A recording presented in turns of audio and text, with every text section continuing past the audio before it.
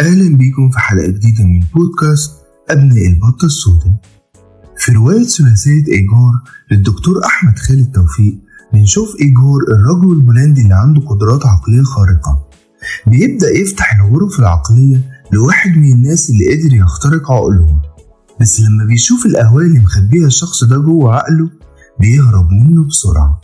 السؤال هنا بقى، في كم واحد في حياتنا قريب مننا ممكن نهرب منه لو عرفنا بس اللي مخبي لنا جوه قلبه أو جوه عقله؟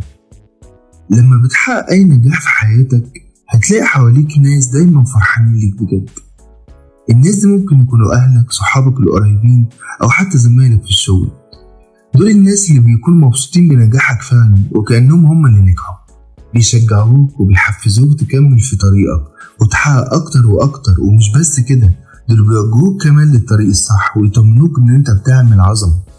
الحاجات دي مش بس بتخليك فرحان، لا دي كمان بتديك طاقة إيجابية إنك توصل وتكمل. وعشان كده الناس دي لازم تخليها دايما في حياتك. دول الناس اللي بتحب تشوفك ناجح وعايزينك تكون في أفضل حالاتك، لازم تقدر وجودهم وتشكرهم على دعمهم ليك. في نوع تاني بقى من الناس بيبقوا محبطين جدا، ما أصل مش كل الناس يعني هتفرح بنجاحك. دي ناس بقى بتحاول تقلل منك طول الوقت وتخليك تحس انك مش مستاهل النجاح ده اصلا، او ان هو جه صدفة يعني، او مجرد حظ الظهر لعب معاك مش اكتر.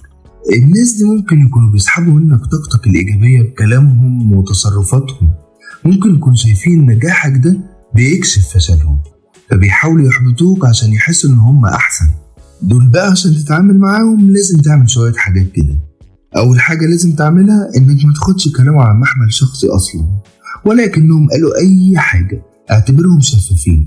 هم يجوا يقولوا لك اي حاجة محبطة ما تدهمش اهتمام، وريت تقفل معاهم في الكلام اللي هو ان شاء الله خير والف الف مبروك. وعلى فكرة ممكن يكون عندهم مشاكل نفسية او مشاكل في حياتهم في العموم، عشان كده بيعملوا كده. لكن برضو في نفس الوقت ما تسمعش لحد منهم ان يأثر على ثقتك بنفسك او يتدخل بحياتك بأي شكل من الاشكال. خلي عندك قناعة ان النجاح اللي انت وصلت ليه ده نتيجة لمجهودك وتعبك، فما تاخدش وتدي مع الناس دي في اي تفاصيل عن حياتك. هنتكلم بقى بعديها عن نوع اخطر شوية، لا ده اخطر بكتير. دول بقى اللي مش عايزينك تنجح، ومش بس كده لا بيتمنوا لك الفشل كمان. ممكن يكونوا غيرانين منك او شايفين ان نجاحك ده بيهدد مكانتهم مثلا. الناس دي هيحاولوا طول الوقت ان هم يعطلوك او يضايقوك بكلامهم اللي زي السم عشان يضمنوا بس انك مش هتنجح.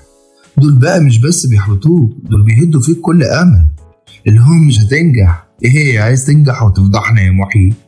هنا بقى لازم تكون حذر جدا، انتبه، لازم تتجنب اصلا انك تحتك بيهم على قد ما تقدر، وما تدخلش معاهم في اي مشاكل او صراعات او نقاشات، اصلا ما تتناقش معاهم، لان انت في وسط الكلام كده ممكن تضعف لما تلاقي اللي قدامك بيقولك يا ابني انا عاوز مصلحتك، انا عاوز مصلحتك وخايف عليك، اللي انت بتعمله ده غلط، ده كمين، ما تصدقوش اصلا، ده كمين.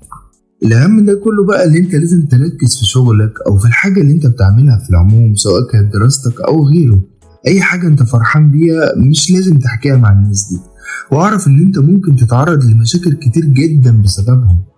بس في النهاية النجاح الحقيقي هو انك تقدر تتغلب على كل ده، على كل المشاكل اللي انت ممكن تقابلها بسبب الناس المحبطة دي، وتكمل في طريقك عادي.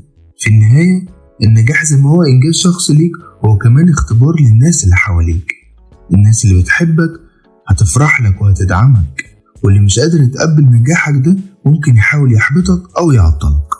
المهم انك تبقى فاهم كويس مين حواليك وازاي تتعامل مع كل نوع من انواع الناس اللي احنا اتكلمنا عليها. النجاح رحلة ومش كل الناس هتكون معاك فيها، بس اللي هيكونوا معاك هم دول اللي يستحقوا انك تحتفظ بيهم لنهاية حياتك. استعيذ بالله دايما من خبثاء النوايا متصنع الود.